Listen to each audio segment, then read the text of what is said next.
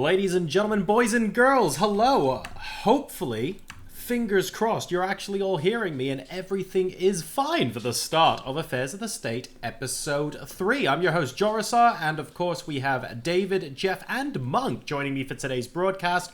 Bishop has been banned until he can get a decent microphone. How's it going, everyone? Very good. Going good here. Doing well. Jeff, you're basically on holiday today, from what I can understand, and you've spent most of your day up to this point drinking. How is that going to affect the rest of this broadcast and the changes for Next Age? It'll probably affect the broadcast in a positive way and the changes in a crazy way. So everyone will like it. All right, I'm looking forward to it. So this, of course, is Episode 3. I'm going to dispense with introductions for everyone now. I think we're, fairly established, starting to get the ball rolling here, and that's all good. But if anyone wants to check out the previous episodes, they are both on YouTube, and this episode will be as well shortly after tonight. You can go to youtube.com/JoRo for that. The address is at the beginning and the end of the broadcast as well. And we have a lot to get through, even though there are only 4 agenda items today. So let's get stuck in. The first item on our agenda is the current age. So before we get too excited about the end of age mechanics and all the changes and all that great stuff that's going to be happening, let's have a moment to reflect on how the current age has gone, because quite a lot actually happened in the Age of Venerated Bastions. And to start things off, because I haven't been able to ask in episodes 1 or 2, one of you please explain what the hell the Age of Venerated Bastions actually means? Anyone at all? Well, the Venerated Bastions is a play on the new Paladin personality that we had introduced. In what sense? It's about as much detail as I have. Fair enough. So it was all centered around basically the new gameplay mechanic around the Paladin. Yeah, there was a lot of synonym searching and stuff like that, and that's sort of where we wound up. I feel like, I'm just going to put this out there, name suggestions were a massive thing for a very long time on Utopia Temple, as a lot of people who are players of the game for a very long time will remember, and I'm beginning to feel like it's high time we had Age of Darkness. So I'm just gonna plant that seed there in the minds of the guys who make these decisions. But it did take me a while to work out what Age of Venerated Bastions was, and it definitely feels like a Friday night after 3 or 4 beers kind of discussion. So I'm looking forward to see what you guys come up with next Age. But anyway, let's talk about the Age itself. So many changes, where to begin? We can probably start with what your experiences were playing this Age. Before we zoom in on any individual change, how have you guys enjoyed playing things out this Age?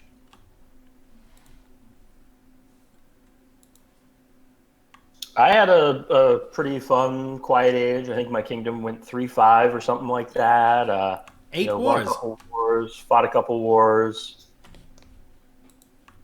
8 wars.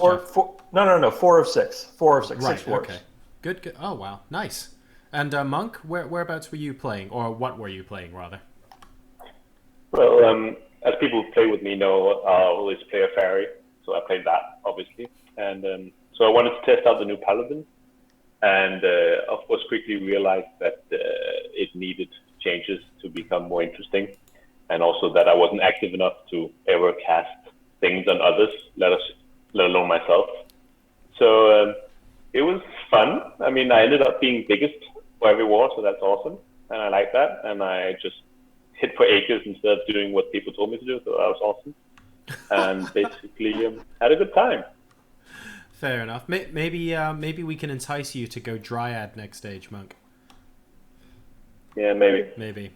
How about you, David? What did you get up to? Well, I managed to participate in 3 wars before I eventually went inactive and got deleted. But did you say got deleted? Yes, I was deleted for inactivity, actually, because I stopped logging in for some reason. I forget.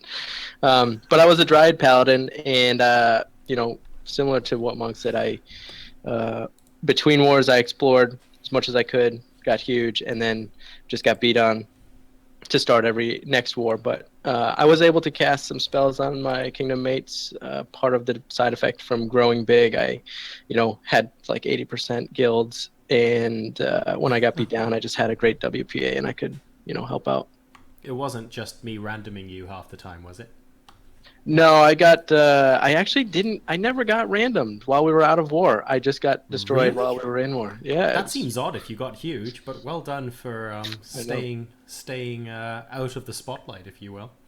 Obviously, my age is still ongoing. Won't talk about it too much, but we're enjoying being kind of at war by basically not hitting each other. It's going to be thrilling. But apparently, I have a couple of sleepless nights ahead of me this weekend, so we'll see how it goes. Now, there were a lot of mechanical changes this age, and it only makes sense to start with the one that 2 out of 3 of you have just mentioned. So let's talk about the Paladin and casting self spells on others. And Monk, I'm going to start with you, because straight off the bat, you mentioned that it feels like in order to get this to play out the way we wanted it to, we kind of have to make it a bit more interesting. Can you elaborate on that? Like what you found about the Paladin mechanic to be maybe less interesting than you would have hoped, and what kind of things you might consider when changing it? Yeah. So first of all, I mean, I'll be speaking as a player. Dave and Jeff have some ideas how to change it. But I mean, as a fairy, straight off the bat, it was clear that there just wasn't enough mana in the world, because a fairy itself can have 20 spells on at a given time, and then that's all your mana used. So straight off, the cost in mana is just hard to kind of get motivated to use your limited mana on someone else for like close to no gain. And then also, I mean, we did implement a way so it shouldn't be too hard to cast on others, but also it shouldn't be for free, so it would be abused. But adding this combo of it taking 3 mana, and you had a risk of failing, just meant it's just too expensive, so to speak. Sure. So trying to make it more interesting to cast on others. So of course there's an honor exchange that's possible, but also you don't want it to be such a disadvantage to get a cast on you. So there needs to be done something to make it more worthwhile casting on others, and also making it cost less in some way. Do you think it's possible that a simple / elegant solution would be to involve less mana being used when casting spells on others, or do you think it's more complicated than that and needs further tweaking? Well, I think it's part of it. I mean, we can't just make it cost 1. I mean, it's this fine balance between, I find, if you make it cost 1 or 0 mana, then it's just abusable, but it has to also not cost too much. So that's one element, I think. But I also still wonder, if you only have 100 mana, and if you're supposed to have also in a war do offensive casting, then maybe it's too little. But sure. Yeah, I don't know. I mean, off the top of my head, it could also be that you have a separate counter for only doing on others, so that so you always have the possibility, even though you've done a bunch of other things. Yeah. But yeah, I don't know. Looking forward, is it worth us talking some about what it is we're looking at in the proposed changes as it relates to Paladins, or? I think we should, but I also think I'm going to tactically leave it until we talk about next age changes, because that's going to be more fun. But David, you also mentioned sort of playing around with Paladin as well. What were your experiences like this age as a player? Well, I wasn't playing in a super organized kingdom, and it was pretty apparent that, I got on, we were using our reverb chat, and I would ask anybody if they wanted spells. And I wouldn't always get a lot of feedback. So, while I was always offering to cast spells on people, I didn't really get a chance to do it as much as, more organized kingdom using, some type of third-party chat or something where you could contact everybody or at any time, something like that. So when I did cast spells, it went fairly well, except when the mystics asked me to cast spells on them and I didn't realize they were mystics, so that didn't help. Yeah, but I quickly learned which ones were mystics and told them to stop asking. I feel like I mean, this is actually something that I brought up, I'm tempted to say on episode 1 at the very beginning of the age, where I thought it feels odd that kingdom mates would have their WPA or their magic sort of be a defense against you trying to cast self spells on them. It feels a little bit counterproductive to teammates helping teammates. It would be nice, in my personal opinion, for someone who's a paladin to be able to cast self spells on mystics as well. It feels odd that just because someone is a TM, that it almost renders the paladin useless in some cases if they're really pumped. The flip side to that, though, is that if you have 100% success on a kingdom mate, then you have a bunch of attackers that are paladins running 1 WPA, buffing, other provinces in the kingdom, which really sort of makes the personality abusable, because you can essentially run no wizards and take advantage of sort of all of the self spells on everyone. Now that could end up being really fun, because I feel like if you combine what you just said with what Monk said, we get a really interesting equilibrium where you could have like 15 self spells on yourself at any time, right? And if you had an easy time casting spells on someone else, you probably will only have enough mana at any one time to cast 1 or 2 spells on half of your kingdom, and you're going to have to start prioritizing as well as skipping spells for your own province. So it could be abusable, but also you could reach a really cool kind of balance. Again, this is be theory crafting, but I don't think it would necessarily be that terrible. But again, I'm gonna rein myself back in here, because this is maybe discussing next stage changes a little bit. I want to maybe shed a little bit of a light on the other major mechanic change that the game hasn't seen before, which is rituals. Now, this is quite interesting, because my personal experience this age is that a ritual gets started, I get called non-stop until I finally lose all my mana on something, because it seems like I'm one of about 3 people who can get away with it, because heretics for the win. And then once everything is cast, things are hunky-dory. You guys were playing in, I think, like David, you mentioned less organized kingdoms. Is the ritual mechanic still useful? Yeah, I mean, I don't want to say we were unorganized, because we actually did very well. And when it came to casting the ritual, like our first ritual was less than a day out of protection. We had it done in less than 6 hours or something. So, oh, nice. Yeah, as a kingdom, we did very well casting all our rituals. I don't think any one of them failed due to time or anything like that. We had one fail. Lol. We forgot when it expired and we all went to sleep. Yeah, I had that in my second kingdom that I started playing in after I was deleted for inactivity.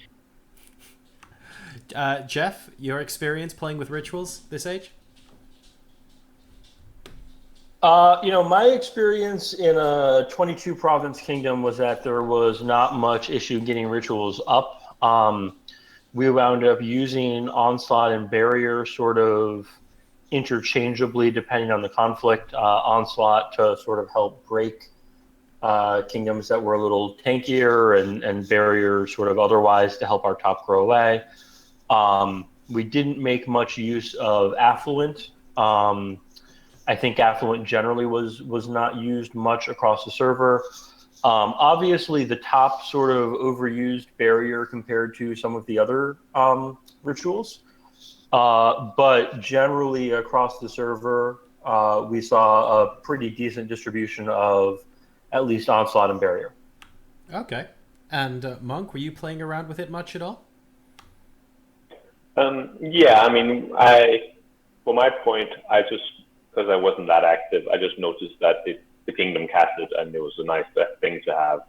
But I think I had the same sentiment that I also read a few places online, in the forums, that it kind of lacks of something, and it just seems like it's something you just have to have on it all the time.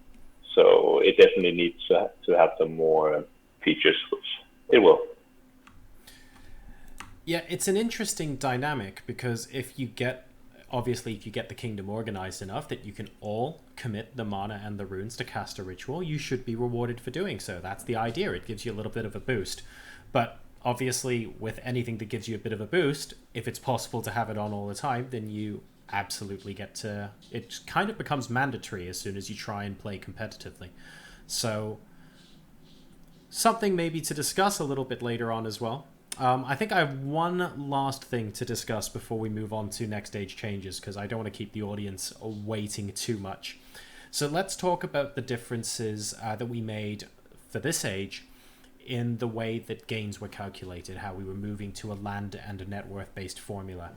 I'm not going to suggest one way or the other here. I'm kind of just going to open to the floor and ask what you guys think of if it's changed the way the kingdoms interact in the game at all, and how you feel it's gone down overall. Let's start with Jeff. Overall, frankly, I'm pretty pleased. One of the goals of that change combined with the personal explore pool was to sort of reduce some of the negative interaction between what we'll call the top growth tier and the warring tier. And I think it was successful in that, perhaps more so even than it should have been. But generally, I think the games worked pretty well. There were one or two things we noticed with war that we're looking at addressing for next stage, with sort of the combination of some of the things we had done in prior ages and the addition of land-based gains in this age. But overall, I think I was pretty happy with the games formula change. All right. David, anything to add to that? No, Jeff's got it pretty on. In my experience before I was deleted and all my attacking, all the wars that I was in, it turned out it was working pretty well. And, we weren't a big kingdom. We weren't in the top or anything. So, I don't quite have personal experience with those, how it affected up there. But with my kingdom that was right in the middle, we kind of were able to use it to our advantage, and we did well. Any success stories, Munk, at your end? Obviously, you were maybe not quite attacking as much as the rest of us.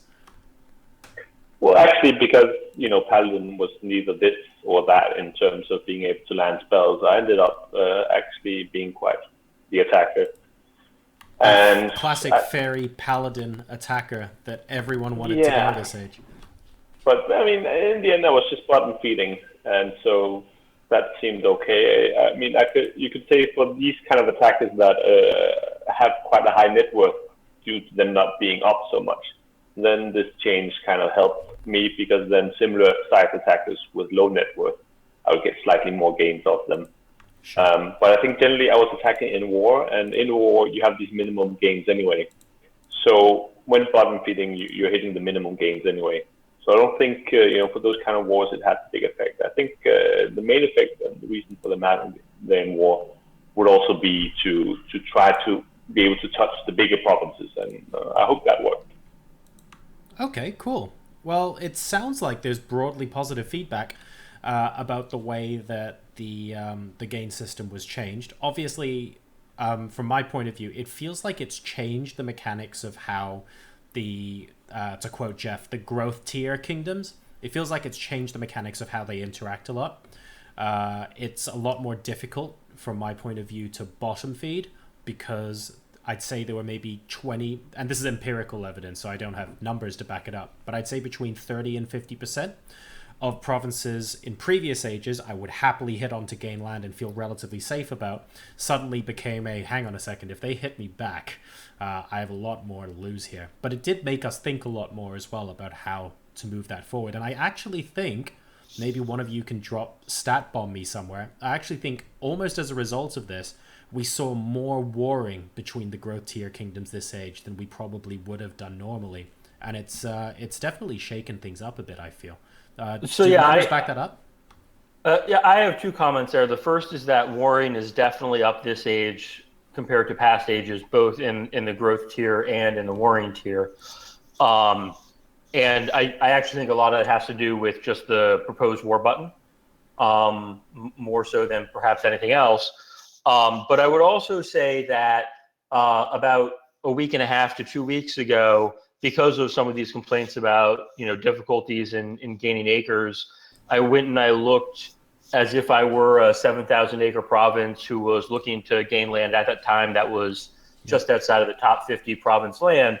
I discovered that there were 70 targets outside of war, outside of the top 20 kingdoms for me, which is to say that traditional growth strategies are absolutely available and viable, but other strategies are now probably more competitive with it, which has changed some about how people play.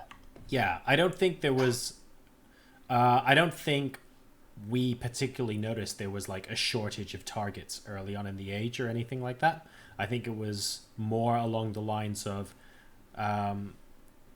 we stand to lose a lot more because a lot of the guys we would normally designate as, hey, this guy's ripe for the taking, suddenly meant, hang on a second, we could lose twice the number of acres we gain if we're not careful.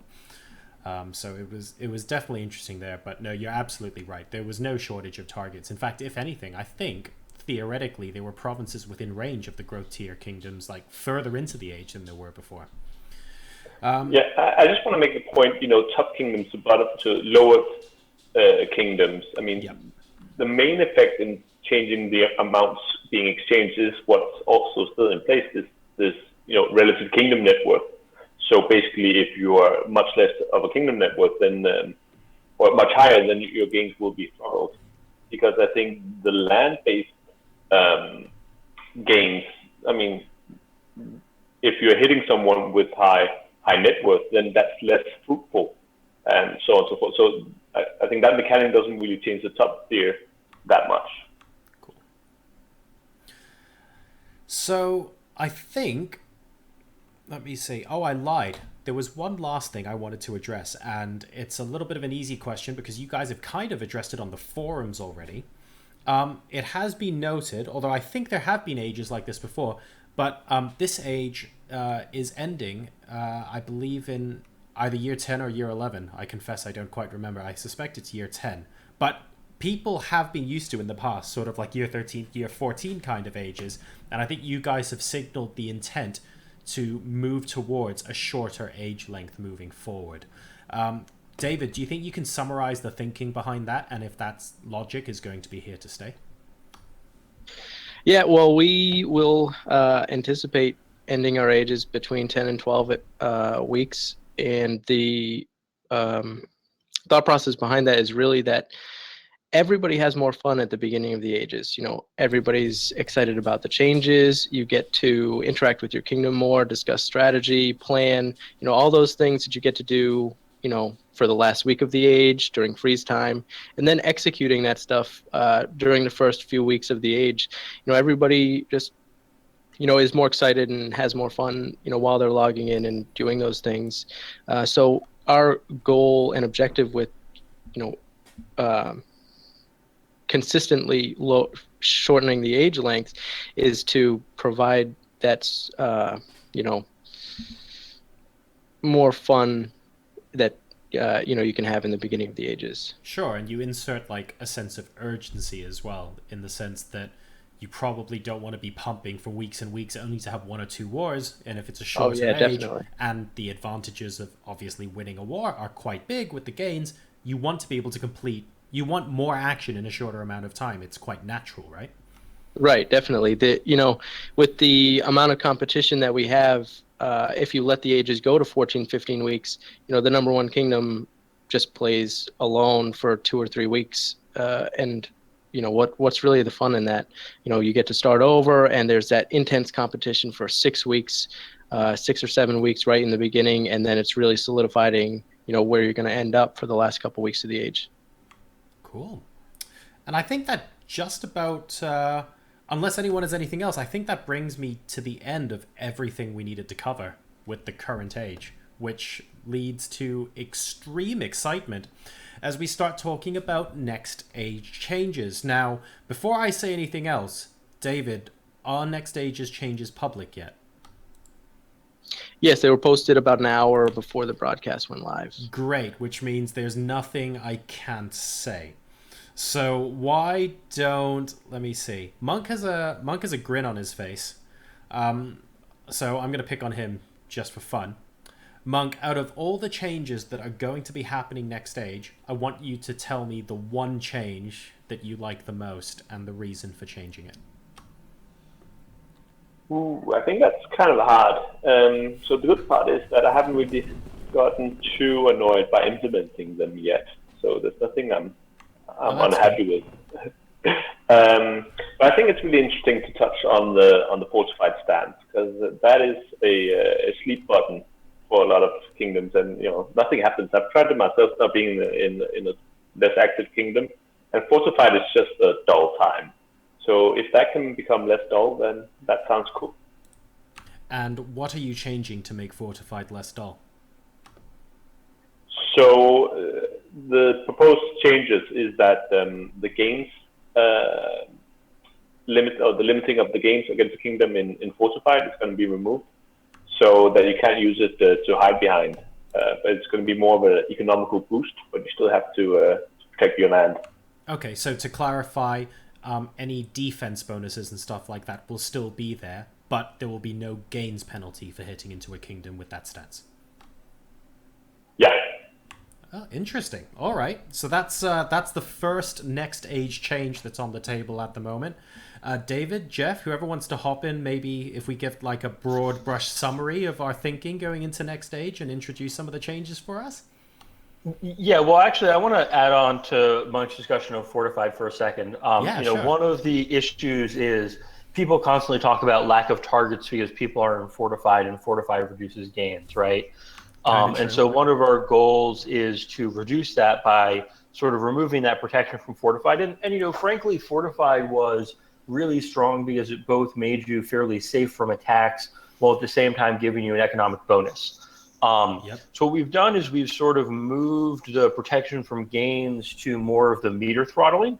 So as the hostile meter gap between yourself and another kingdom grows earlier and faster, we'll see gains reductions due to that throttling, which will sort of help to provide the same kinds of protections from kingdoms that might be getting waived multiple times by other kingdoms, but at the same time, not sort of prevent them from being accessible to the server writ large.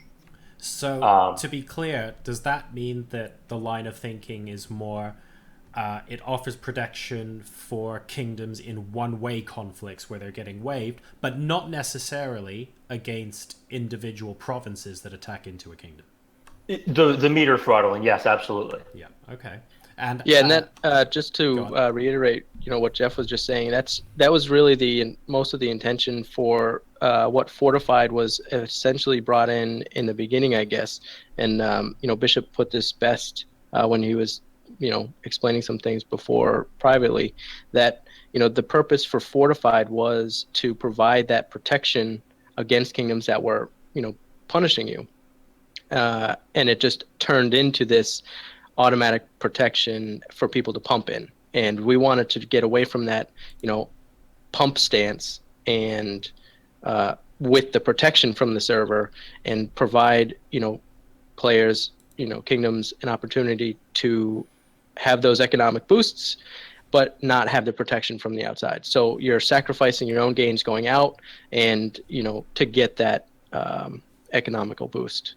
And the other thing that goes hand in hand with that is our changes to elites. So historically, elites have had both numeric superiority, which is obviously important when you're looking at offense and defense and getting safe and that kind of thing, versus specialists, right? And one of the big advantages that elites had is they died slower, right? So if you were getting Night Strike, you would lose fewer elites than if you had def specs or off specs instead. Yeah, makes sense. And so sort of evening the losses between specs and elites from Night Strikes, from meteor showers, from attacks, will serve to sort of even that playing ground, and potentially make a specialist army more competitive with an elite army, which is also why we've sort of globally reduced the value of elites relative to specialists, so that more of a specialist heavy or all specialist army is more competitive with the elite based armies. So let's see if we can summarize, because I feel like we're hopping through a couple of the changes, but maybe we haven't listed fully exactly what those are going to be. For those of us who haven't seen the change thread in the forums, just to draw a line under it because we've discussed it already, what precisely is going to be the change to the fortified stance moving forward? Is it only that the gains are being removed, or is something else going to be changed about it as well? Well, we have listed that the gains from attacking out of fortified may be reduced, but that is still to be determined. As of right now, it's just gains from hitting kingdom that is fortified has been removed. Okay. And then, Jeff, you sort of brought that into talking about rebalancing between elites and specialist armies. In a broad brush sense, it sounds like we're trying to make specialist armies more viable. But how do we do that without almost losing the value of what elite troops actually are, which is they are supposed to die less often. They are supposed to be better than specialists in many ways. I presume that's not something you want to lose from the game entirely. Absolutely not. And, specialists are still, elites are still numerically superior to specialists, right? And they'll always be numerically superior to specialists on top of having both offense and defensive values. But, sort of looking at next stage, we're sort of looking at normalizing the loss rate. Right. And what do you mean by that? So they're going to die at the same rate as every other troop. So they're going to die at exactly the same rate as offensive specs, for example, if you were to send the same number out on an attack. Yes, that sounds right. Okay. So that makes them basically more, obviously more expensive to replenish as well, and it makes you think twice if you're going to invest a very large amount of money into elites. So if you were doing it for anything other than like a crazy pump before a war or something like that, you might think twice about it and you might adjust your growth strategy accordingly. What about defensively? And sorry, by the way, Bart points out that currently on attacks, both offensively and defensively, elites die at the same rate as specialists. So it's really just a change relative to ops, that is to say, Night Strike, Meteor Showers, etc. Got it. Okay, cool. So we've gone through fortified stance, changing to prosperous stance. We've also spoken about the specialists. Before we get into any individual race and personality, what other gameplay mechanics are changing? For example, are rituals going to be staying the same as they were this age? So I think there are two major changes we're looking at for rituals.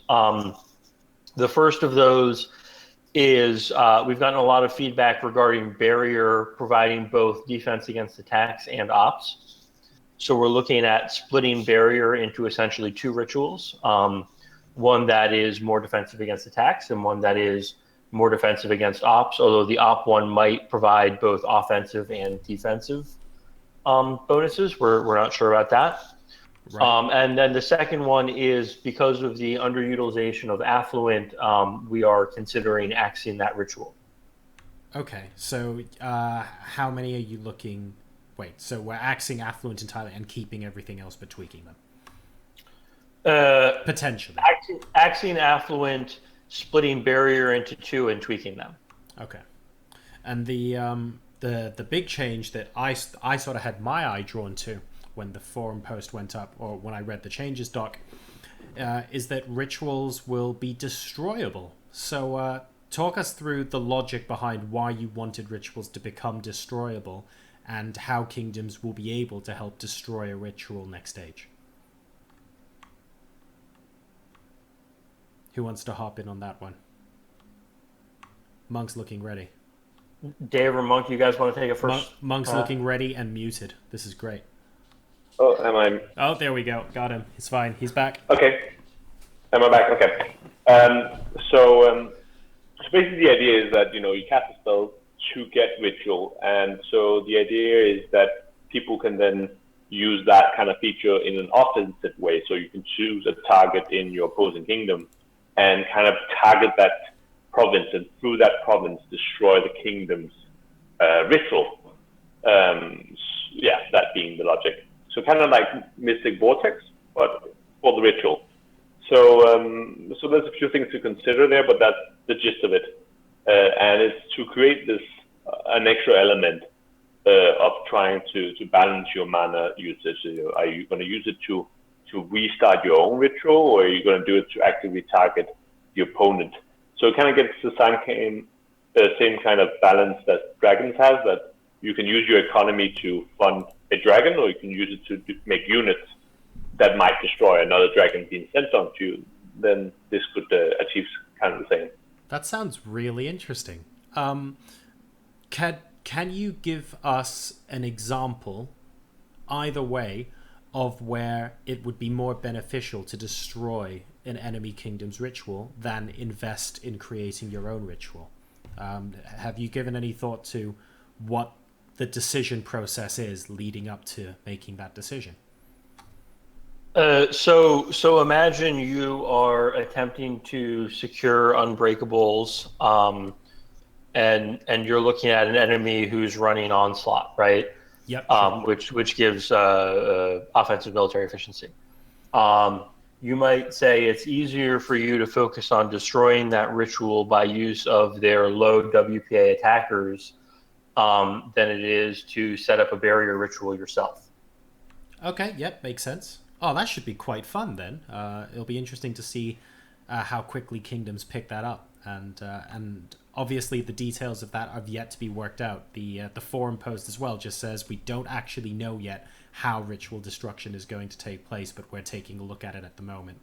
So I'm very eager to see. Do you think it will be binary, where a ritual is either there or it gets destroyed? Or do you feel like there might be gray areas in between, where a kingdom can do something to make a ritual half as effective, or last a shorter period of time before expiring? So one of the things we have talked about is the idea of efficacy applying against the bonus, right? So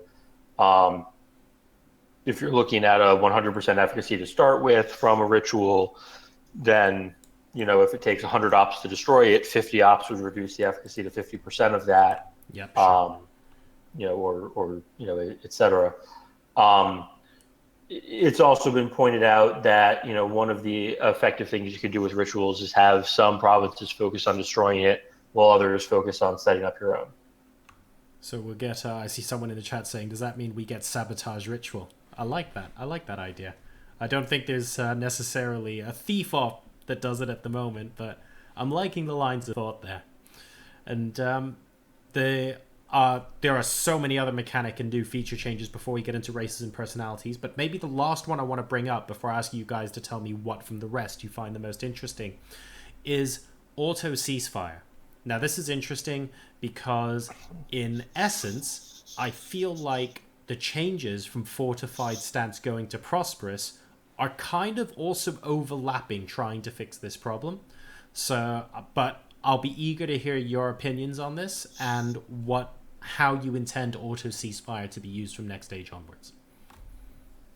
So I think it's actually kind of different from the prosperous changes. It is a little hand in hand with the meter throttling. But Right. One thing that isn't mentioned in the post yet, I believe, but we're editing in. I did. Yeah, I already edited it.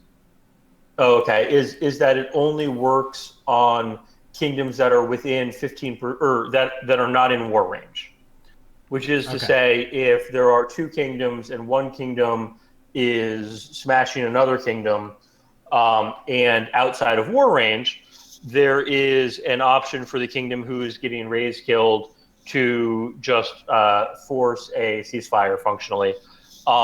We had a number of situations this age where there were kingdoms who were essentially being told, we need you to disband because, you robbed us, and other kingdoms doing a lot of raising into them to kill a number of provinces. And, we sort of look at that and think that that's kind of bad for the game. And so that's sort of really what this is designed to prevent, is the sort of long-term bullying, forced disband of weaker kingdoms by the top. Sure. So for those of us who haven't read the forum post, in short, the auto ceasefire is as follows. Once a meter variance of 100 points, and to be fair, that's quite a lot of points, guys, occurs between two kingdoms, The kingdom with lower meter points will have the option to surrender to the aggressor kingdom, and that creates an in-game ceasefire that can't be cancelled by either side for a minimum of 7 days, which basically means if one kingdom is pummeling another non-stop, and they reach a meter difference of 100 points, then the kingdom who is being pummeled can enforce 7 days effectively of no ops and no attacks from the larger kingdom. Am I reading that correctly, David?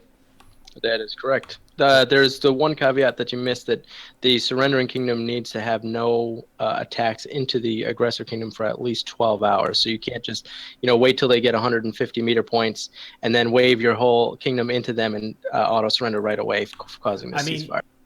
I'm going to play devil's advocate here and say if they wave 150 points into you and you make just enough hits to gain 50 back on that, that's still a pretty big disparity. And I'd be tempted to say that would still be allowed. But does that go for ops as well? So there have to be no ops in 12 hours? Or is it just... No, it'll essentially be the same as your war ending situation. You need to have no attacks in the news for the past 12 ticks. Ops, don't affect that. Great. So as soon as you get pummeled, 30% towers, massive Landlust wave. I'm seeing the plan here, David. We could play next stage. I've got it all sorted out. All right. Don't tell anyone. So there are obviously quite a lot of other changes in the mechanics and new features. So we'll talk about races and personalities separately. Is there anything else that any of you wanted to bring up before we move on to race and personality? Well, you missed one big thing. The aiding of explorable acres is possible now. Yes. There we go. All right, talk to us.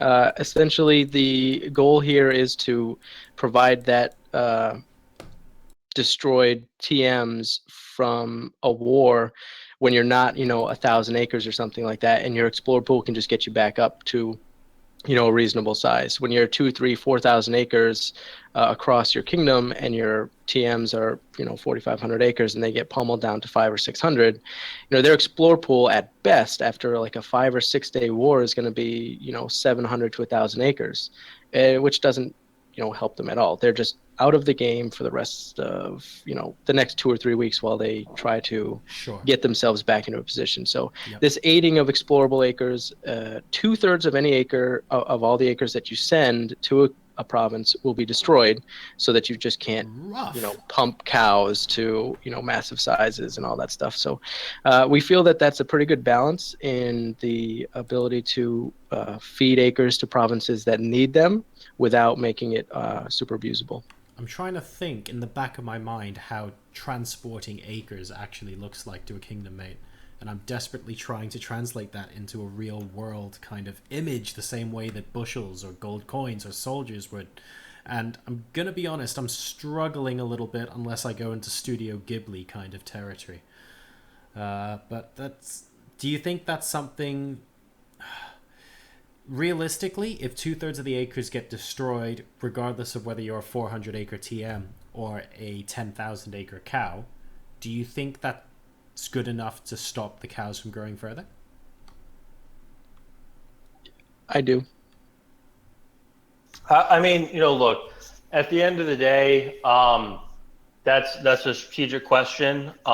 There have been a lot of concerns that the province pool by itself removes strategic options. I don't know that I necessarily agree with that, but it does create the strategic option of deciding whether you want a kingdom to have 1,800 pool kingdom-wide per day, or call it 600 on a single province, which sort of gives you more options for what you want to do. Do you want to only have a single cow or 2 cows and potentially a smaller core kingdom, or do you want to be more competitive in core, have more of calves or whatever people want to call them, that are sort of those larger provinces who may or may not serve as threats to the top biggest provinces. And the idea is it gives them some of those options while at the same time enabling the regrowth of certain provinces that get hit down and have struggle regrowing after war. I think you've just made Outplayer's Empire very happy. That, or we're going to spend the next stage, David and I, when we're not landlusting kingdoms that wave us, we're going to feed all our acres to Munk. He's going to be the 35,000 acre fairy paladin at the end of the age. And we're going to come back to this show and we're going to laugh a lot about it. All right, guys. Anything else before we move on to race and personality? There are some pretty big changes here that I'm kind of eager to talk about. Let's do it. All right. Well, first of all, Dark Elf is back. I've wanted Dark Elf back for a while, but interestingly, Dark Elf is back replacing regular elves. So talk to us. What is the lore? What's the story arc here that corrupted the entire elvish race between ages 70... Well, between this age and the next age, 72 and 73. What's going on there?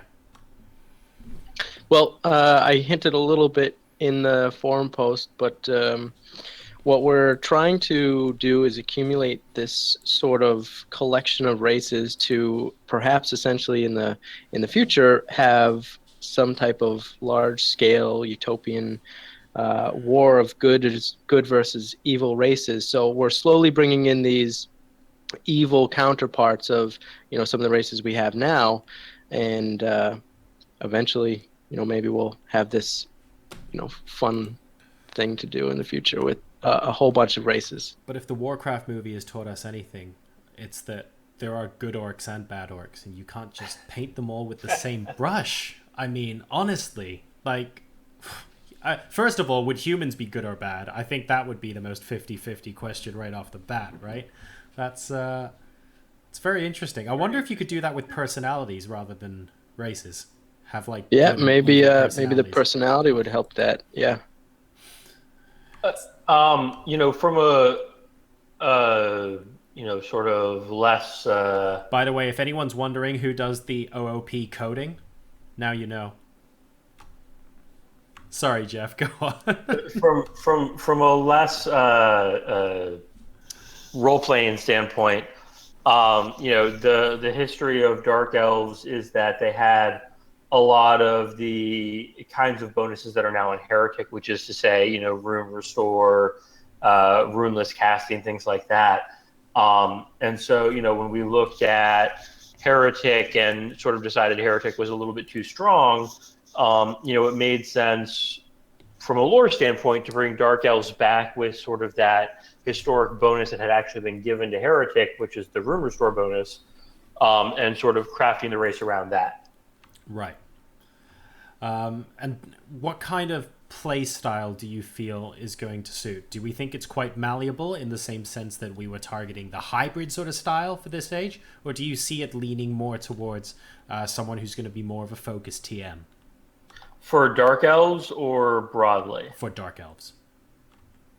I think Dark Elves are probably more of a hybrid, right? They have that +1 offensive specialist strength, and by default they have Nightmare, which opens up some personality options.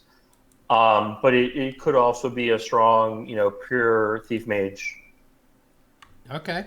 And there, of course, is one other new race, and I'm not talking about the Dryads. They're old news now, guys. Halflings have disappeared. And in their place, we're going to sit here and let David attempt to pronounce the name of the new race, and he's going to do it as many times as necessary until Jeff and Munk tell him he's got it right. Well, I'm thinking that it is said Bokan, so I'm going to go with that. Jeff? Go again. Keep going. Bokan? I'm going to say go again. Okay, I'm done. I'm lost. But Bokan? I like bacon. I mean, it's an anagram of the best Bokan. thing in the universe, so I can only assume that's what I'm going to be playing next stage. Jeff, how the heck do we pronounce? I don't actually know. I had originally proposed gnome, and so I'm going to go ahead and blame Dave for this. It could be said Bakken also, I guess. Wait, I don't understand. So we've named an entirely new race, and no one actually knows how to pronounce it. Really? That's what makes it unique and fun. All right, so hang on a second. So can someone tell us what a... I'm just going to roll with it. Someone explain to me what a bacon is. Well, a Bokan is the best way to describe it is like a tricksy thing of the night, I guess. Hobbitses! Yeah, pretty. That hits it right on the head. We need hobbitses as a race. I will pay money to have hobbitses as a race. Can we make that happen? We can do it on the test server if you'd like. All right, but so they're like tricksy. I presume similar to like halflings or gnomes, like very. Well, I don't know, they're cutting, more running around, tall, gangly. So how would you describe one? good question. Ancestry.com hasn't told me. So I'm looking at. tricksters, often dangerous but sometimes helpful. Tricksy.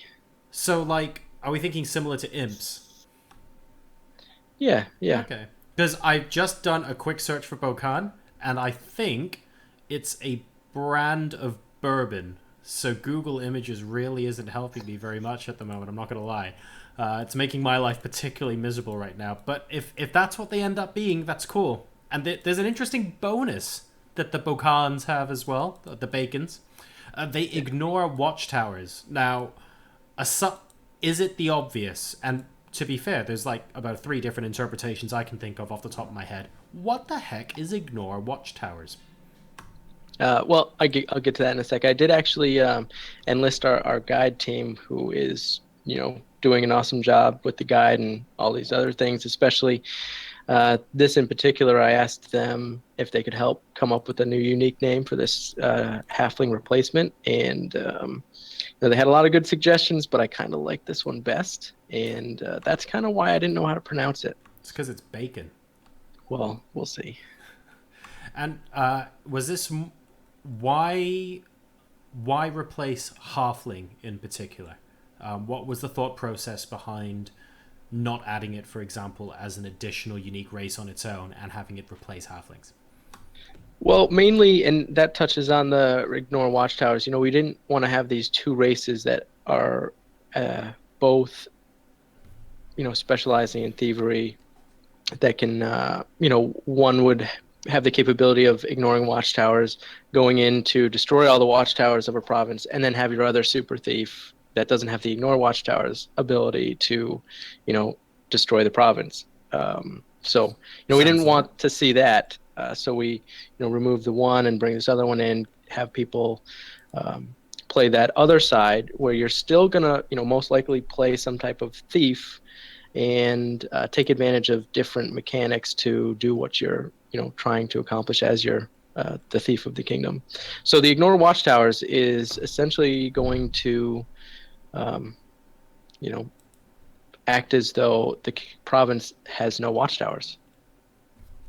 But other modifiers like clear sight, for example, would still apply. Correct. Okay. Interesting. And the other interesting thing there is the bacon doesn't have a thievery efficiency bonus. So they're not necessarily going to be any more effective than a different kind of rogue with the same TPA, right? And so to some extent, one of the issues we had seen with halfling in particular was that they were so good at thievery that they would sort of blow out any other potential rogue. And this lets it be a little bit more competitive. All right. So those are the 2 new races that we're going to be seeing in the game. Dark Elves, I guess, not so new. Bacon, extremely new and extremely tasty. I look forward to seeing what the adoption is like. It's going to be interesting because, like you just said, they're not all out, yes, this is what you pick if you want to specialize in thievery. They ignore watchtowers, but without those efficiency gains as well, it makes it a little bit more interesting as to what you would pick if you were going for that kind of TM sort of role. So this is going to be really cool to see how it pans out. We've also got a bunch of changes to personalities. So does anyone want to come in and give us a broad brush overview of some of the more major changes to personalities next stage? Well, we didn't quite change a ton of stuff on most of the personalities. the whole sort of theme for this age was, balancing everything. So we didn't want to majorly affect anything. The biggest things that we did do was the heretic change and removing the refunding of runes from the heretic and putting it onto the dark elf. So that makes me sad, by the way. right. So it's a nerf to the heretic, but in addition to the reduced thief losses instead of 0 thief losses on fails, just to kind of balance that personality. The way it's being used right now just doesn't seem fair, in my opinion. So it was a much needed, I think. I can only speak from the growth tier of kingdoms, but it's been really interesting the way that warring and the way that even stuff outside of war has worked. I feel like heretics kind of have to be, how do I put it? You have an epic battle scene in a movie. The armies are squaring up. Everything looks incredibly tense. Everyone's in neat little rows, and there's one general dude on a horse who raises his hand, and everyone goes into... No, they actually don't, because there are archers on the front lines, and you get 1,000 arrows firing into the air, and that's how the battle starts. The heretics are those arrows. They're the guys who get the runes refunded and they get the ritual cast so that other stuff can begin. It's the opening salvo of thief operations when you actually engage in a conflict. And it feels like they're kind of...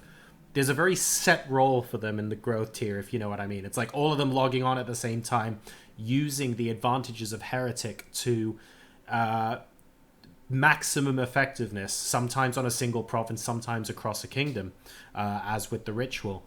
And then after that opening salvo...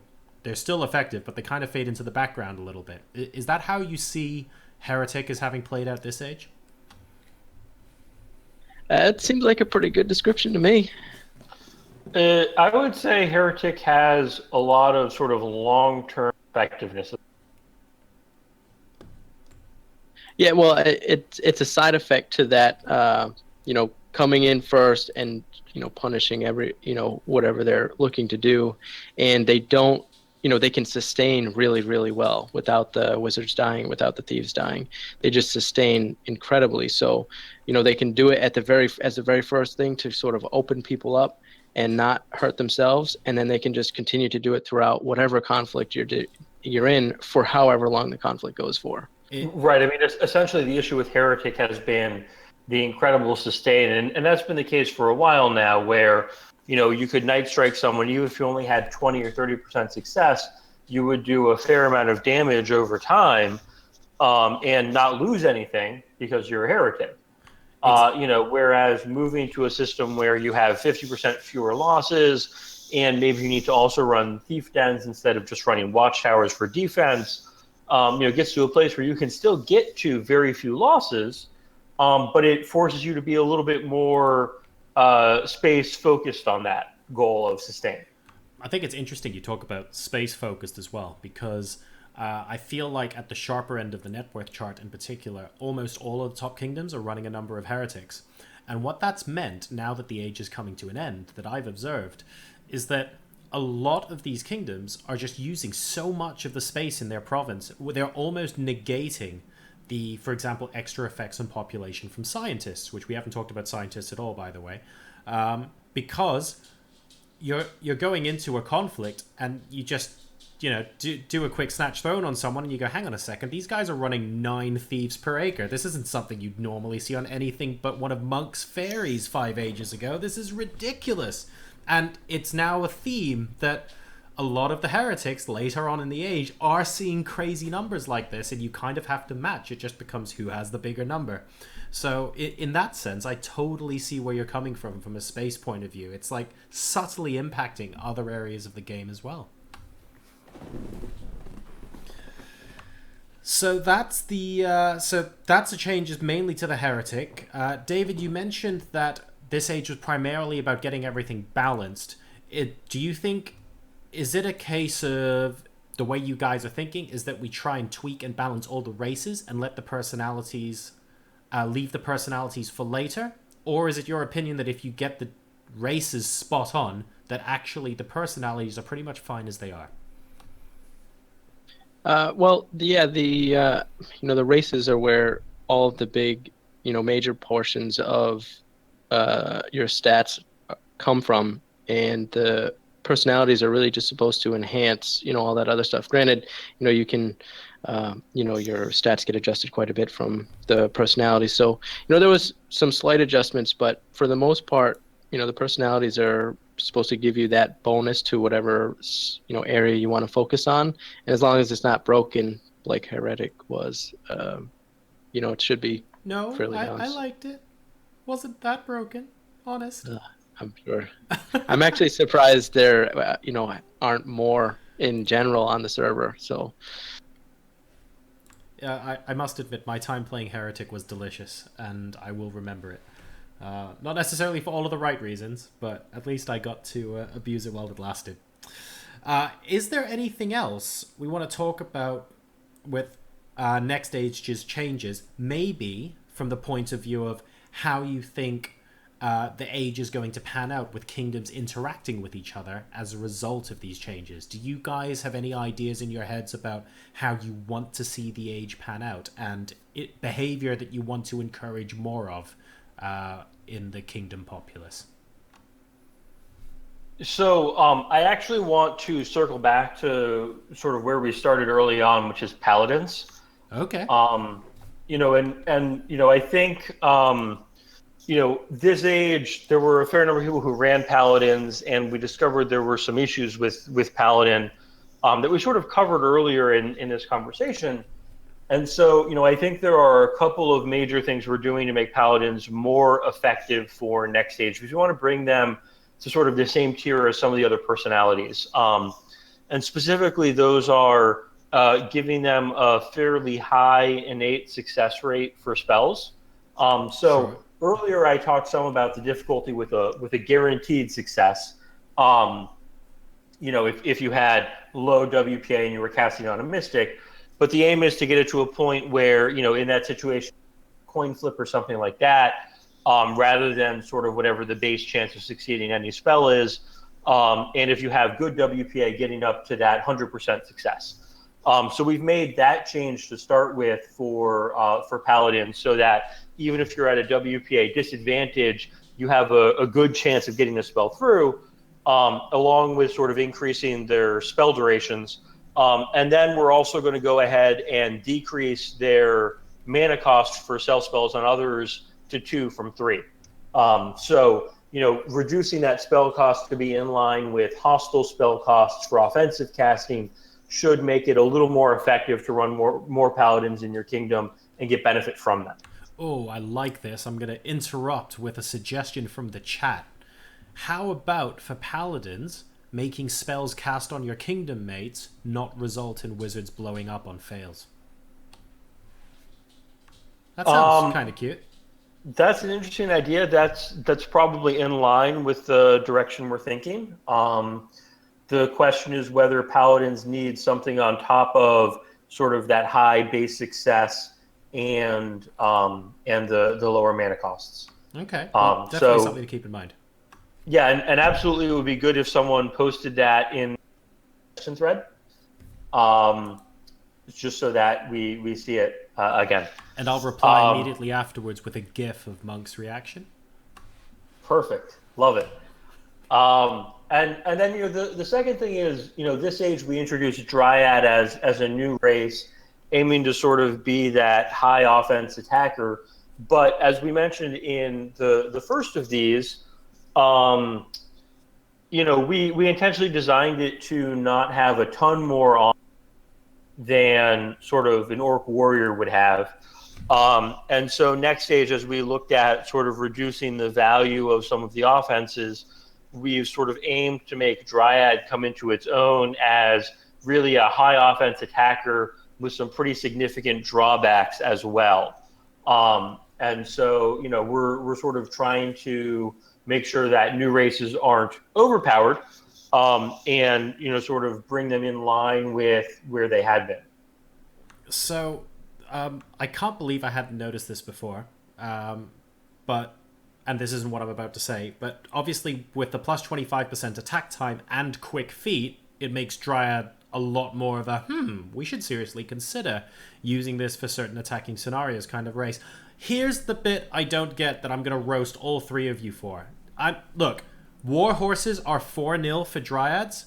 I want any one of you to draw me a dryad riding a horse. Do it. How does that work? What? Explain yourself. So to be fair, the offensive unit, and I believe I have shared an image with you of a treant horse. Oh, I can't say I've seen the image.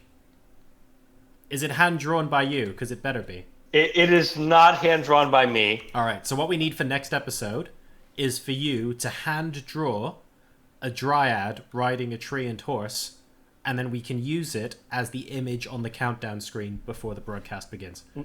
Now, if you look in the Twitch chat, here's an image of what I imagine a treant.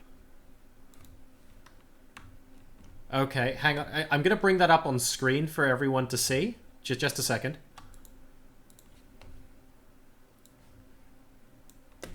There we go. There's our treant horse. Makes perfect sense to me. Now, there's our treant horse on the screen. So Jeff has just I don't think that's actually on the screen, or maybe I'm just seeing. Oh, it's on the broadcast. Oh, it's on there we about a go. 15-second delay. So this is Jeff's treant horse. Now, the thing I kind of want to point out to Jeff is that the thing that's going to be riding this horse still has 4 legs. So I'm still... No. It's the No? treant who's riding the horse, not the dryad.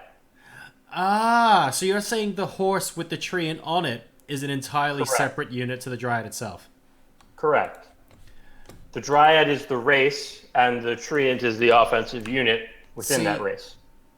That would therefore mean that you shouldn't limit war horses to 1 per troop, because you can send out war horses independently because they're their own unit.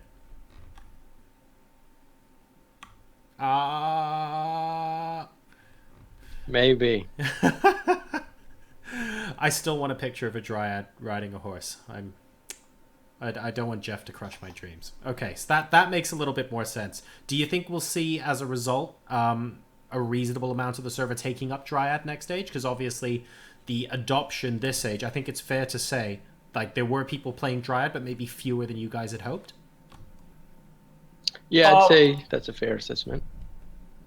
Yeah, so, we have, 9 races, so assuming even distribution, you would have about 11% of players per race, and we had a little under 5% in dryad this age, and that's a little less than we would like to see. I think certainly with the nerfs of other races relative to it, we're likely to see some uptake in it, but it's possible that the higher attack time still makes it not quite viable, particularly because it doesn't fit neatly into a twice-a-day attack schedule. Okay.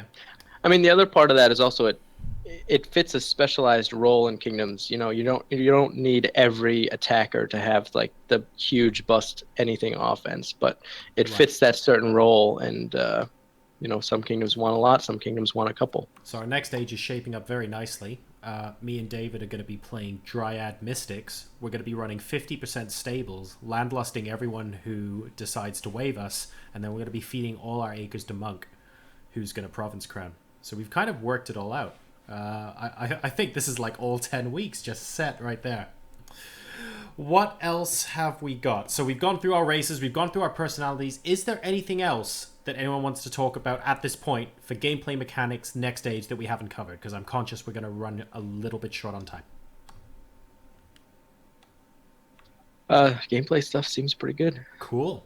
And I will come on to login bonuses, but I'm going to pick that up at the end, I think.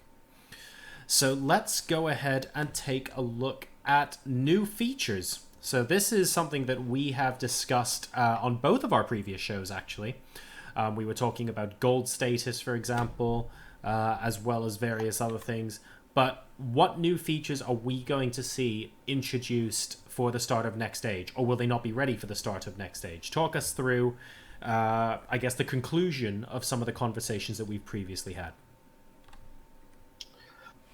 So I think the biggest new feature we're going to see is the interactive player signups, which is really designed for kingdoms in that sub 25 province category looking to bring new members in it, where it really gives new players an option to both join a random kingdom or join a kingdom that's looking for something that's in line with how they want to play the game. Sort of aiming to make it easier for kingdoms to get up to sort of that 22 province baseline, with filling with the right kinds of players rather than players who want to play fairy when all they need is an orc or something like that. Okay. So I think that's really the big change. I know we haven't talked about that before. A lot of the other stuff we have talked about before, like gold, is less likely to see light of day at the start of next stage. Okay. So gold status, because I'm cheating a little bit because we had a conversation for a couple minutes before the start of the broadcast. But is it fair to say that gold status is in a lot more of an advanced place than it was the last time we spoke, and there's a chance that partway through next stage it's going to get introduced? I would say that we should definitely see it at some point during next stage. Yes. Okay. Oh, that's really optimistic. So I'm looking forward to that. I'm not going to bother go through all the conversations we had about what gold is going to entail and stuff, because we have spoken about that a lot before. New gameplay features, new Utopia features. I have to ask you guys about Genesis. Everyone wants to know about Genesis. What's happening with Genesis? Monk, when are you giving us Genesis? So, I mean, in the world of a finite amount of time to add features to Utopia, I think this is what has been an issue, that we want to do so much with the actual game, that finding time to really make this work with multi-servers has been hard to prioritize. I mean, in the beginning we had oopsing to fix, we had like real gameplay things to fix, and then we had a new way to come up, and so it's just the main thing has been hard to find the time, because there's so much else we also want to do. Fair enough. And I mean, there's going to be quite a lot at the start of the age anyway, but does that mean that Genesis is coming but is on the back burner, or does it mean that it's something that is unlikely to make an appearance anytime soon at all? Like, where does that kind of stand? I think the general consensus is that we want to have it done, because it does add elements of, more fun to the users. So we want to have it done. And I think maybe once we have a big bulk of these new features come and be done, we might feel that the game is at a place where it now makes sense to prioritize the time to do something a bit different as a second server would be. Okay. So hopefully we will see it at some point, but not necessarily something that's entirely front of mind. And chat, yes, I have just reduced Monk's volume by 20%. Don't worry about it. All is well. Let's take a look at some of the other features we were talking about. So I'm kind of blending this section with the next a bit, because there were a couple of questions sent in about in-game communication. And because there was no better place to kind of slot this question, this is maybe one for, I don't know if it's David or Jeff that's best placed to answer, but the future of the Utonet IRC server, which for those of you who don't know what this is, don't worry, we haven't just gone back in time to 1995. A lot of people still use it, and we are pretty sure that in the foreseeable future, it is going to shut down. Do you guys have any plans to take it on or to help them during a transition period? Yeah, so Patrick, who is the owner and creator of Utonet, intends to shut down Utonet because it's sort of, let's say, old, and the security on it hasn't been appropriately updated in the past. It's been around for, 15 years or so? It's had a very strong innings, that's for sure. Yeah, but the issue is the security on it is very old. And so he also doesn't want to give us sort of all of the existent data, because it would just sort of be passing the same problem on in terms of the level of security on the existing server. And so the plan is for Utonet to forward to a new IRC server that Patrick will work with us to get set up and established, which will be an official game server, and then we can sort of look at whether it makes sense to do more integration around that instead of reverb for some of the in-game chat and that kind of thing. But sort of tentatively, that is the plan. Is Patrick intends to shut down Utonet, and we will take over it over time. So this is an interesting topic for me because for various things that I do around gaming and esports, as well as my day job, I use about 1,000,001 different communications devices, like throughout the years. So IRC, I believe the Kingdom at one point had an ICQ group. Shout out. MSN. AIM was actually a thing at some point. The Americans were in on everything. Slack, of course. IRC, Skype, all sorts of stuff was used. But the tool that I've used in recent times that is most like what Utonet used to offer, well, still offers, let's not, ring the bells just yet, is Discord.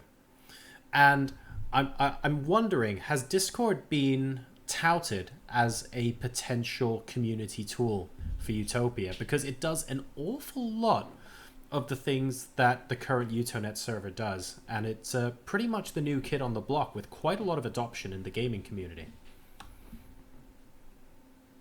So, I mean, I have a Monkbot, and so I've gotten a lot of people ask, does Monkbot come on Discord and whatnot? And sadly, Discord doesn't make it easy for me by having just an RSC-like gateway. I can just plug in my code that works on RSC. I mean, especially like with Utopia, there's two venues. We could create, a communication platform, or we could embrace an existing platform. And I do think that embracing an existing platform is more viable. But it also just, it's not straightforward to make, bots and own things on Discord or other things. So there's also a lot of programming that goes into that, which is the main hurdle. So what would be, in terms of ease of implementation, especially in time to make sure any sort of transition with Utonet work, is the intention for the foreseeable future to stay with IRC as the platform you're using? Does that also make it easiest for you, Munk? I mean, for me personally, for Monkbot, the code that runs the bot run via an IRC protocol. So obviously that's the easiest part. But when inventing something new, it's hard to know straight off. I mean, already what's going to be easiest. Also, you could argue that Discord can do a lot of fancy things, but in the end, you just need text chat, and you just need that to work. So that's maybe also a possibility to just make a super simple text chatting background. But yeah, I don't know at this point. Okay, but the good news, of course, to everyone who is part of that community is that even if it is getting forwarded, it sounds like Utonet is basically going to survive. And even if it gets ported onto a new server, it feels like the community isn't about to get split up. So hopefully we will see some continuity there. And I think it's reasonable to thank the three of you. You technically don't have to swoop in and do something about it, but you know that a lot of the community are using this tool. So it's really good that you guys are helping Patrick out and you're able to accommodate the community in this way. I think it's very easy for us to overlook and start squabbling about minor details, but in fact you're kind of doing the game a pretty big service here, and you guys should be applauded for that. So that's awesome.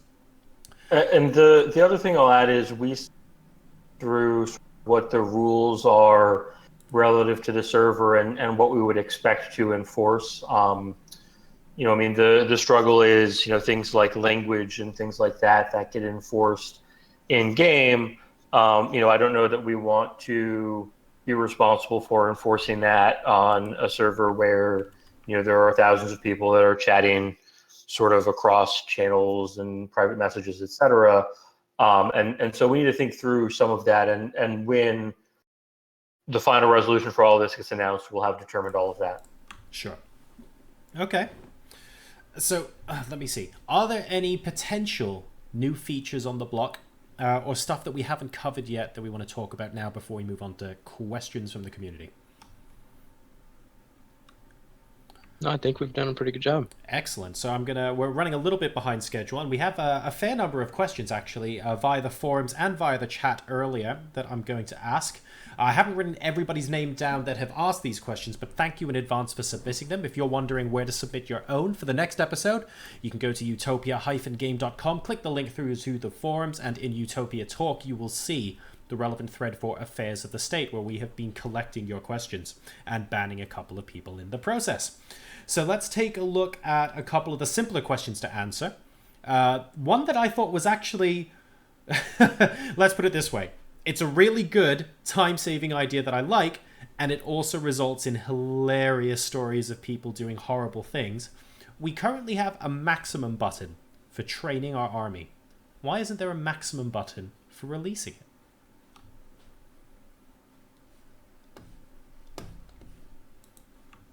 Is that a real question? That's a real question. And there was actually someone else who went, yeah, that's a good idea. I think it's to prevent people releasing everything by accident. Because, I mean, technically you can do things like, you can technically max train thieves when you mean to train elites. You can accidentally build 100% farms. Like, none of these mistakes are prevented just because the button's only there for training and not for releasing. Like, logically speaking, it's not necessarily it's not, in my opinion, it's not a dumb question. It might, well, I think, yeah, I think part of it is, when you're in the build screen and you go to the raise screen, you can easily be confused after you raise your acres, that you go to build your acres and you raise a whole bunch of stuff that you well want done, to build. chat. In case you're really drunk. That might actually so like, just answer the question. Essentially, it's the same thing. When you're in the military page, you're training because you see that max button, and you go to release stuff. You have to input it yourself. You release 100 or 1,000 troops, whatever you might be releasing, and you don't forget that you're still on the release page because you don't have that max button to train them again. So you're not going to just release a few and then max and then release the rest of them by accident. So I think the mistake I've made most often in playing Utopia, now I've played Utopia now for something like 60 ages, and the mistake I tend to make the most often is adding or failing to add a digit in the number I type in. So I end up trading like 8,000 instead of 800, or I end up releasing 8,000 instead of 800, and no amount of max or min button is going to solve that problem, obviously. But I just thought it was an interesting question to ask, and I have no problem with it. I'd just like to add something to it, because, I mean, as a player, you will want to create the maximum possible many times a day, but you won't want to release many times a day. So the convenience of the button is just so much more relevant as a training instrument than otherwise. I think you might have actually answered the question without a reference to alcohol. I think that just straight up answers the question. Okay, moving on. Why isn't David in medieval armor? I don't know. It's possible he promised it on an earlier iteration of the show. Maybe, I reckon we should think about setting a goal for the number of viewers on episode 4. And if we hit a number of viewers that is to be determined at this point, we give David a forfeit for episode 5. I think that could work. David, you on board with that? I'm open for that.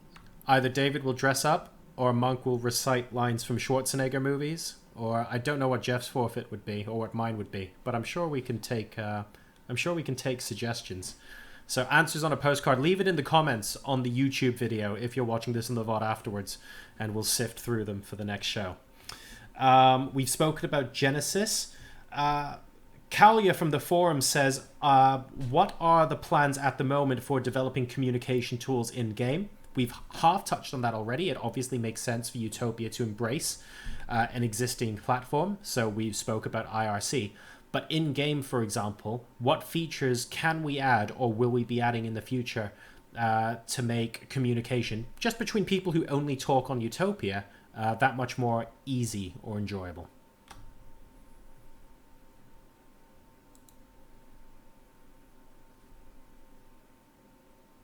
Dave, do you want to take this one? Well, I mean, we kind of spoke a little bit about it with the takeover of Utonet. It might present the possibility for integrating some IRC stuff directly into the game if we can, when we can figure out how to successfully, manage the channels that thousands of people will have access to. What about stuff like, because I know not too long ago, for example, we had mass messaging from monarchs to the rest of the kingdom. Do we get maybe have like search functions in messages and stuff like that? Yeah, so that was in part of the new features. We do have we're planning to implement a search feature to your own news, to your own messages, so that you can, monarchs or other people, might have 50 pages of messages, to make it a little easier to find a specific message or a specific person or kingdom that you might have talked to in the past that you don't remember. Search feature, and we're also looking to just increase the number of messages on the screen, because I hate looking at just 10. To be fair, I think actually a search feature is probably the biggest single step change, especially for monarchs who have to sift through a lot of messages, as you say. So it's good that that's continuing to evolve. Next question. And this is a tricky one, and I suspect it's going to be a question for Munk. Are there any plans at the moment to make the way Utopia is displayed a little bit more customizable on a granular level? So I get the feeling that the answer will be something along the lines of, well, actually, we're devoting all our effort into making the game better mechanically and introducing new features. That on the cosmetic side of things, obviously, it's still important, but we haven't got a ridiculous amount of time to give people the ability to customize it. That, and we also already have custom themes, but I want to let Munk answer that before I say much more. So, yeah, obviously, I would draw the attention to the custom themes. I remember when it was launched, it actually became, at least to my impression, quite big, with a lot of people actually making their own themes, turning the game visually into a lot of different things. So I think that's still achievable today, to then make it lighter, make it darker, change colors and whatnot. I think also, as you're mentioning, beyond that, I think it's something that's very niche, and most people just want a good experience and a uniform experience. And if we start to allow people to move around stuff and change stuff how they look, there's so many possibilities for it to be a bad experience. So I wouldn't prioritize it. Yeah. Okay, that makes perfect sense. And like you say, if we maybe draw some attention to people who have been using those themes as well, that would be great. I think I'm currently using one that didn't get updated, and as a result, in the last visual refresh, the fonts are playing up for me, and I'm kind of desperate to use a different one, but I don't have easy access to a list of where all the best ones are, so I'm going to have to go looking for that at some point. But like you say, Munk, the feature is already in the game. So hopefully people will be able to use it a bit more. Maybe some sort of library or repository where all the user-submitted themes are that we can browse through. Yeah, that would make sense. Or maybe put it on the wiki, have a sub part of the wiki to try to gather all these things out. That would be awesome. Achievable. Cool, so that's that. There is... Oh, this is a question we kind of addressed last time, but also... So a lot of people are still asking, inevitably, about an iPhone and Android app. And I know there's a lot of other stuff going on with the game, but I guess it's really less of a question about whether we want to develop said app and more of a question of whether we think it can help bring Utopia the 2017 mass market appeal that currently we might be otherwise struggling to do. So thinking about like what the mobile platform did for games like Clash Royale, or what the Facebook platform did for Farmville all the way back when, and stuff like that. Is that... Obviously, everyone's thinking about it, but is that something that's likely to be a direction that we pursue, say, let's be realistic, between now and the end of the calendar year? So this kind of question goes back into how the game looks and putting effort into that. To make it look good on the phone, we already have the platform. We just need to make the styling different, so we follow mobile styling conventions, so that a menu can be easily toggled on and off, and make it enjoyable on a mobile platform. And if that gets done, then it's quite easy to then port that into an actual app that can do a bit more stuff. But again, these kind of things take a lot of hours to do. So I think it's one of those things where it would be really nice to get done. But we also want to make a Genesis server, and we also want to introduce the newest changes. And I find it hard to know if Genesis outranks making it slightly more enjoyable to play on the phone. I kind of feel it does. With my phone, it's a big phone. I can play the game just fine, but maybe I'm just also handicapped by having played the game for 10 years or more. So I'm gonna just put some food for thought out there. I don't think there's a right or wrong answer, but I think the question being asked from the mobile perspective is less one of how much do we enjoy playing the game, what would a good experience be like on mobile, and more to do with, is there a way to get what is, for example, if there is one step we could take to increase the number of players in the game tenfold tomorrow, is an app on iPhone and Android the solution? And I'm not about to suggest yes it is or no it isn't or something like that. I think it's more to do with accessibility and how many people we can get to join the game.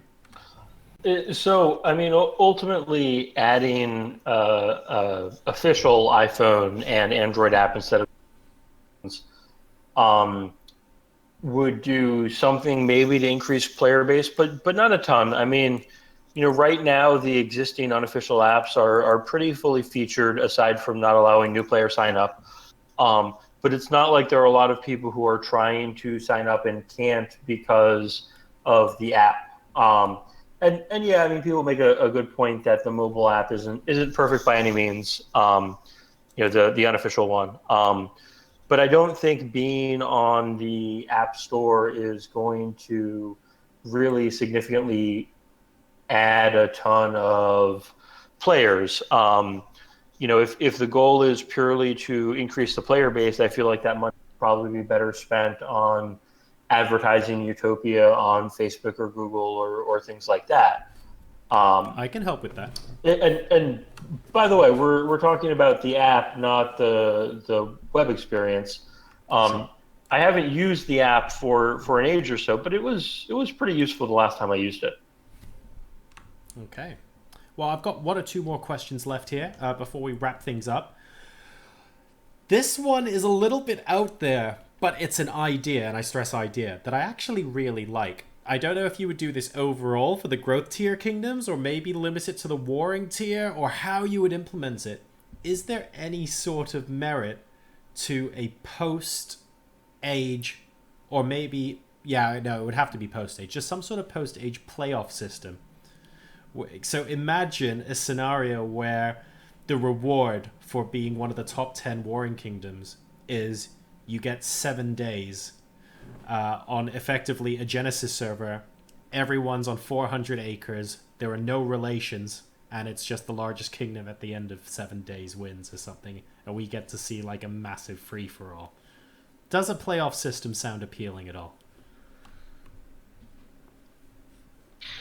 I think it kind of has merit, but this, and Monk can tell you in more detail than I can, but this plays into that system of allowing us to create multi-worlds similar to Genesis. So without that ability, something like this isn't possible yet. But sure, once that is possible, the possibilities are endless. We could do something similar to the Great Utopian War. We've got Genesis, obviously. You could have, speed rounds on weekends, during the week, stuff like that.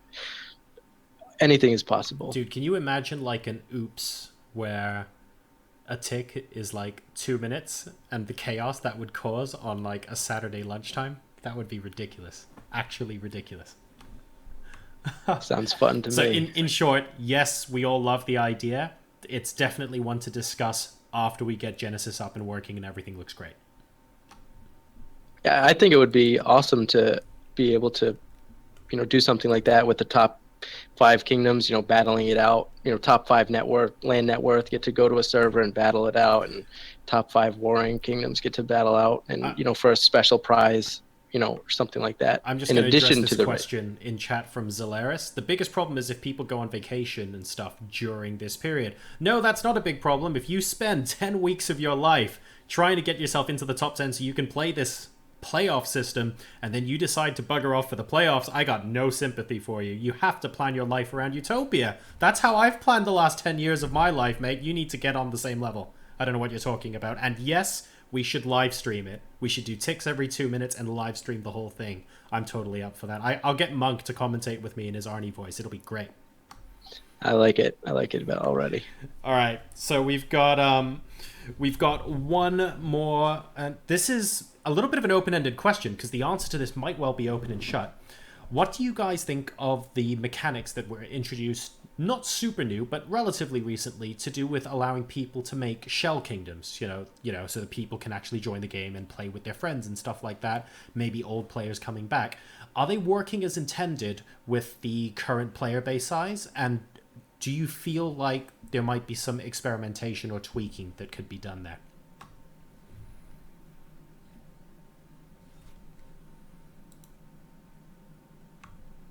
Ooh. I'll be honest. I think Monk's muted again.